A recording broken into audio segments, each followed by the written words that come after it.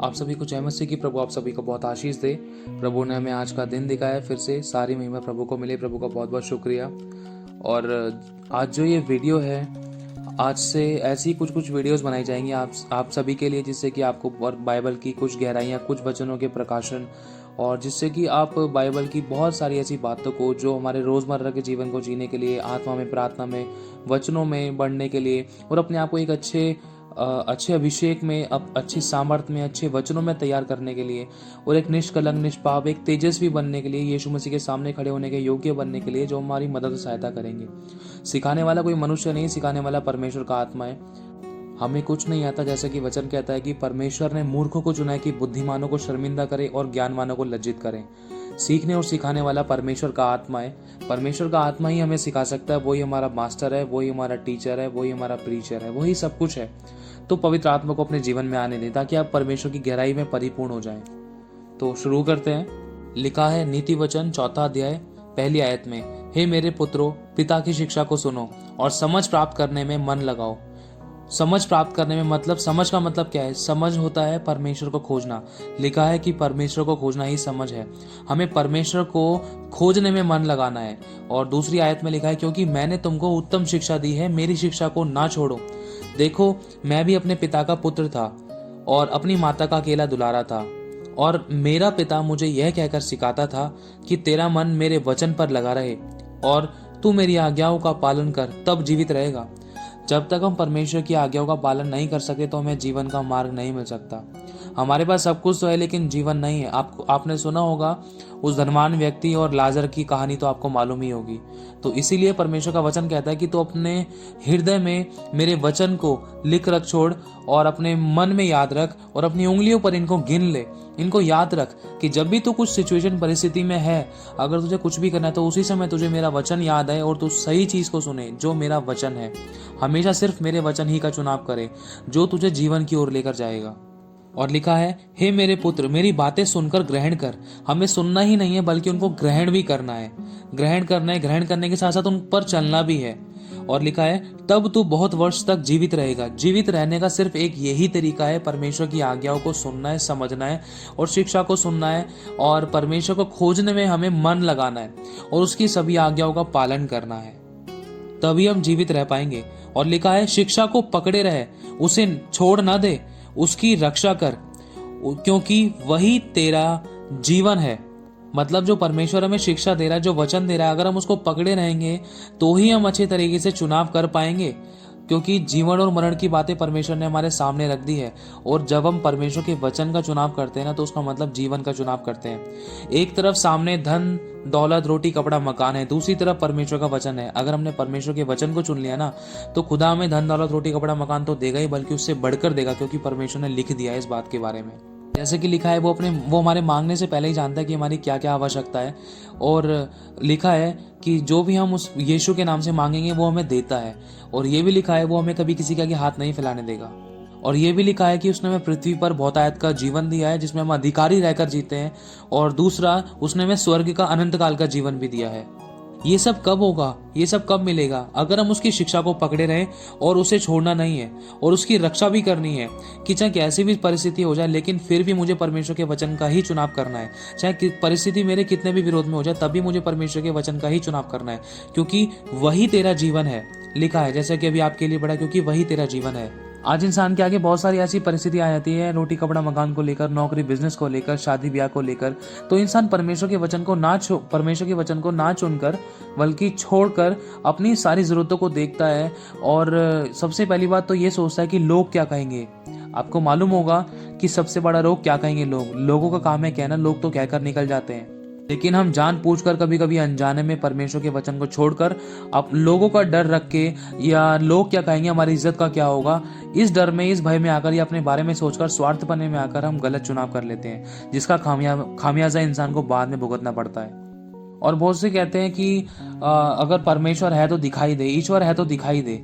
एक बात बताऊं, जब इंसान के सारे दरवाजे बंद हो जाते हैं ना, जब वो बिल्कुल अकेला पड़ जाता है, जब दुख, संकट और परेशानी सकेती में होता है, तो उसको कोई नहीं दिखाई देता ना, तो सबसे पहले परमेश्वर ही दिखाई देता है। इसलिए ठोकर खाने से पहले ही समझ जाए तो ये हमारे लिए भला है, क्योंकि ठोकर खाने के बाद तो बहुतों को उठने का मौका भी नहीं मिला। इस बात का अनुभव आपके सामने है। आपको मालूम होगा धनवान और लाजर के बारे में। एक धनवान व्यक्ति था जिसकी आंख मरने के बाद खुली थी। अगर आंख मरने के बाद खुली थी तो उसका कोई फायदा नहीं है। अगर आंख इंसान की जीते जी खुल जाए ना, तो इंसान अपने जीवन को बचा सकता है। जैसे लाजर स्वर्गलोक में पहुंच गया पिता अब्राहम की गोद में, और वो धनवान व्यक्ति की जब आंख खुली तो उसने अपने आप को अधोलोक में ज्वाला में तड़पता हुआ पाया। मतलब उसको पश्चाताप करने में, रिपेंट करने में, उसको क्षमा मांगने में और परमेश्वर की आज्ञाओं का पालन करने में बहुत देर कर दी थी। और जब वो अधोलोक में था तो उसने कहा था, देख प्रभु, मैं तो नहीं मान पाया, लेकिन जो मेरे 4 भाई हैं वो तेरी आज्ञाओं को मान लें और वहां पर लाजर को भेज दे। तो वहां पर सिर्फ एक ही बात बोली गई। पिता अब्राहम ने कहा, देख तू अपनी अच्छी वस्तुएं ले चुका है, लाजर अपनी बुरी वस्तुएं। लाजर बुरी ले चुका है ना, तो इसलिए आज वो अच्छी पा रहा है, लेकिन तू अच्छी ले चुका है ना, तो आज बुरी पा रहा है। और रही बात तेरे भाइयों की, तेरे भाइयों के लिए धरती पर बहुत सारे भविष्यवक्ता है, परमेश्वर के लोग हैं और व्यवस्था की पुस्तकें हैं, वो उनकी सुने। अगर वो सुन लेंगे तो बच जाएंगे। मेरा मेरा मेरा बेटा आया था, मेरा यीशु आया था, उसको तुमने सूली पर चढ़ा दिया, वो मर के भी जी उठा, उस पर किसने विश्वास किया? जो तू आज मुझसे कहता है कि लाजर को जिलाकर वहां धरती पर भेज दे ताकि मेरे भाई नरक से बचा ली जाए, मेरे बेटे पर किसने विश्वास किया? और एक और वचन पढ़ते हैं, जैसे कि लिखा है कि बुद्धि को ना छोड़, वह तेरी रक्षा करेगी। बुद्धि का मतलब होता है, बुद्धि कहाँ से मिलती है? बुद्धि मिलती है परमेश्वर का भय मानने से। लिखा है परमेश्वर का भय मानना बुद्धि का आरंभ है। और परमेश्वर का भय मानने का मतलब क्या है? कि बुराई से बैर करना। बुराई से बैर करना परमेश्वर का भय मानना है। और ये परमेश्वर के वचन है, परमेश्वर की आज्ञाओं को हमें नहीं छोड़ना है, परमेश्वर की आज्ञाओं को नहीं छोड़ना। जैसे कि अभी बताया, बुद्धि को ना छोड़, वह तेरी रक्षा करेगी। अगर हम परमेश्वर की आज्ञाओं को नहीं छोड़ेंगे ना, तो परमेश्वर की सुरक्षा हमारी चारों तरफ बनी रहेगी। और लिखा है उससे प्रीति रख। परमेश्वर की आज्ञाओं से हमें प्रीति रखनी है। क्यों? क्योंकि वो हमारे शरीर के भले चंगे रहने का कारण होती है। इसलिए अभी आगे पढ़ेंगे आपके लिए। और लिखा है वह तेरा पहरा देगी। उससे प्रीति रख, वह तेरा पहरा देगी। परमेश्वर की जो शिक्षाएं हैं उससे हमें प्रीति रखनी है। जितना हो सके उतने हमें शिक्षाएं जाननी है, परमेश्वर की आज्ञाएं जाननी है, परमेश्वर की प्रतिज्ञा जाननी है, हमारे अधिकार जानने हैं। अच्छाई और बुराई जो जो बातें बताई गई हैं, क्या हमें करना है क्या नहीं करना, वो सारी बातें हमें जाननी है, जिससे कि हमारी सुरक्षा हो सके। अभी आपके लिए पढ़ा, वह पहरा देगी। और शिक्षाएं अगर हमारे पास है तो हमारी सुरक्षा भी की जाएगी परमेश्वर के स्वर्गदूतों के द्वारा। हर प्रकार से हमारी सुरक्षा की जाएगी। लिखा है बुद्धि श्रेष्ठ है, इसीलिए उसकी प्राप्ति के लिए यत्न कर।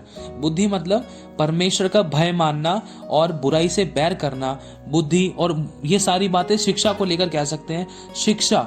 शिक्षा को हमें प्राप्त करना है, इसीलिए उसकी प्राप्ति के लिए यत्न कर। हमें इसको यत्न से तड़कर तैयारी करनी है, इसके लिए ढूंढना है। शिक्षा की हमें गहराई जाननी है। परमेश्वर के वचन में ऐसा क्या क्या प्रकाशन है। परमेश्वर ने ये बाइबल लिखी है, इसमें इतनी सारी स्वर्ग और पृथ्वी की सारी बातें लिख दी है, लेकिन इसकी बातें मैं बहुत सारी जान नहीं पाया हूँ। उसको खोजना है प्रभु।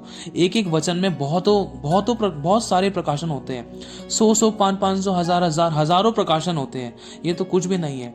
एक एक वचन पर है ना, सिर्फ एक एक शब्द पर इंसान परमेश्वर के अभिषेक बहुत बड़ा प्रचार कर डालते हैं और इंसान के दिलों को हिला देते हैं, इंसान का जीवन बदल देता है एक एक शब्द।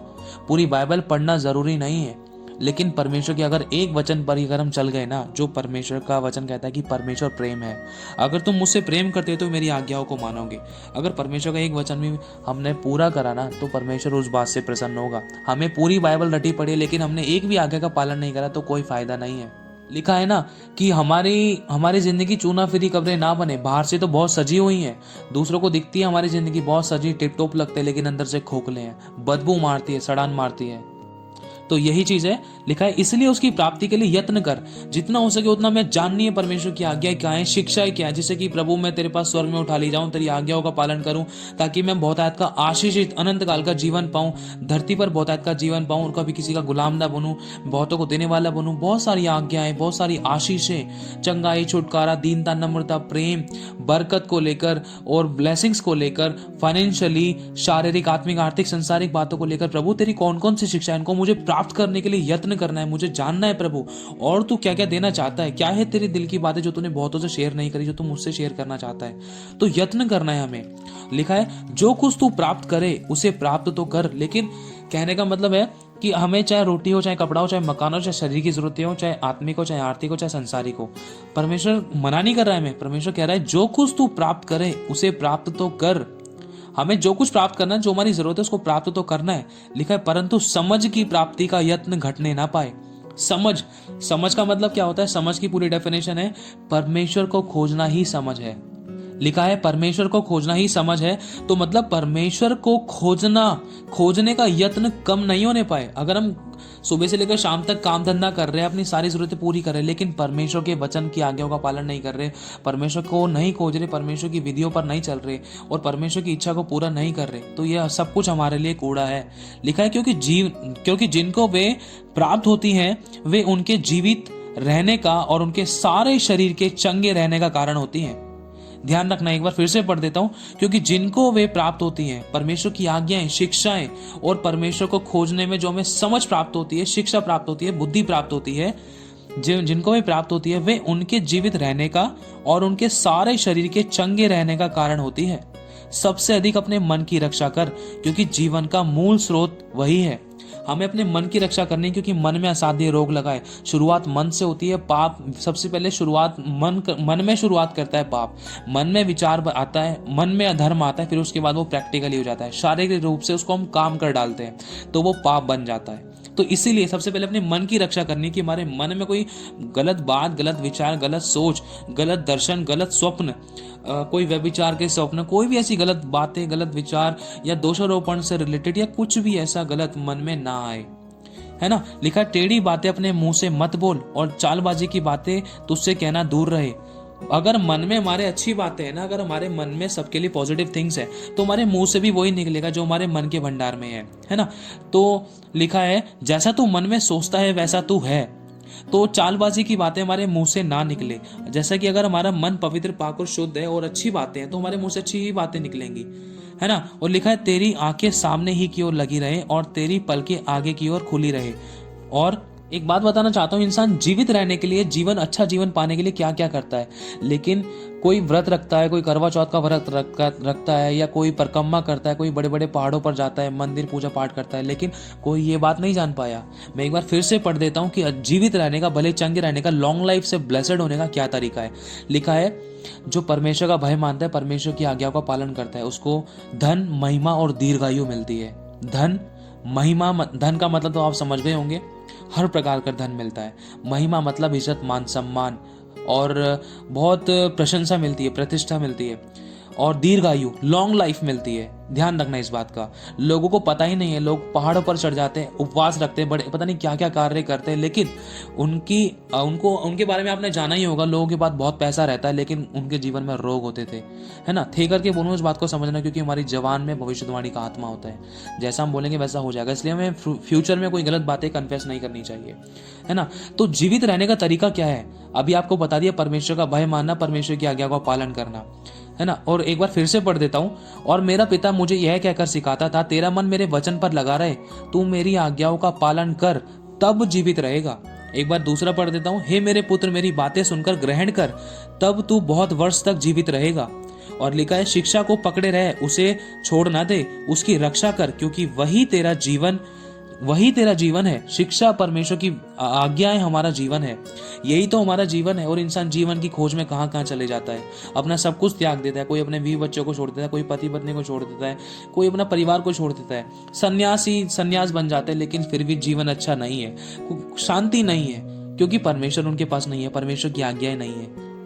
अनंत जीवन की बातें तो परमेश्वर ही के पास है। जैसे कि लिखा, क्योंकि जिनको वे प्राप्त होती हैं वे उनके जीवित रहने का और उनके सारे शरीर के चंगे रहने का कारण होती हैं। तो इसके अलावा कोई और दूसरा रास्ता नहीं है लॉन्ग लाइफ, ब्लेसेड लाइफ और एक अच्छी जिंदगी पाने का, है ना। परमेश्वर ने हमें सब कुछ दिया है। इसी पवित्र बाइबल, ये पूरी पवित्र बाइबल खून से भरी हुई है। अगर इसको हम पढ़ेंगे, समझेंगे, जानेंगे, सीखेंगे, तो ही हम समझ पाएंगे कि हमें स्वर्ग का जीवन कैसे मिल सकता है और हमें धरती पर हमें कैसा जीवन दिया गया है, हमारे अंडर में क्या है और हमें क्या दिया गया है, हमारे पास कौन कौन से अधिकार हैं और हमें किस प्रकार जीना चाहिए, किस प्रकार अधिकार काम में लाने चाहिए, और हमें कैसा जीवन परमेश्वर जीने के लिए कहता है और कैसा जीवन परमेश्वर को पसंद आता है, और किस कारण परमेश्वर प्रसन्न होता है, जिसके कारण परमेश्वर हमें उठा ले। क्योंकि लिखा है कि परमेश्वर को प्रसन्न करना अनहोना है, और हनोक बाबा ने परमेश्वर को प्रसन्न किया और वो उठा लिए गए, जिंदा उठा लिए गए। और बाबा एलिया बाबा परमेश्वर की नजर में खरे व्यक्ति थे, वो परमेश्वर पे घमंड करते थे, बहुत मजबूत विश्वास था उनका। लिखा है, विश्वास बिना परमेश्वर को प्रसन्न करना अनहोना है। विश्वास आशा की हुई वस्तुओं का निश्चय और अंधे की वस्तुओं का प्रमाण है। सोचो कैसा विश्वास होगा उनका कि परमेश्वर ने उनको जिंदा उठा लिया अपने पास, और यीशु मसीह भी आखिरी सांस तक विश्वास योग्य रहे, और यीशु मसीह भी तीसरे स्वर्ग आरोहण हो गया उनका। आप लोग जानते हो। तो यही सारी बातें जो खुदा में सिखाना चाहता है, इन पर चलाना चाहता है, हमें ब्लेस करना चाहता है, आशीषित करना चाहता है। तो प्रभु आप सभी को बहुत आशीष दे। अब अगली वीडियो में हम सब मिलेंगे बहुत सारी बातों को लेकर, परमेश्वर के वचनों की गहराइयों को लेकर, जो हमारे आने वाले समय के लिए, इस प्रेजेंट जीवन के लिए बहुत जरूरी है। सच में आप सभी को बहुत आशीष मिले, सारी महिमा प्रभु को मिले। आप सभी को जय मसीह की।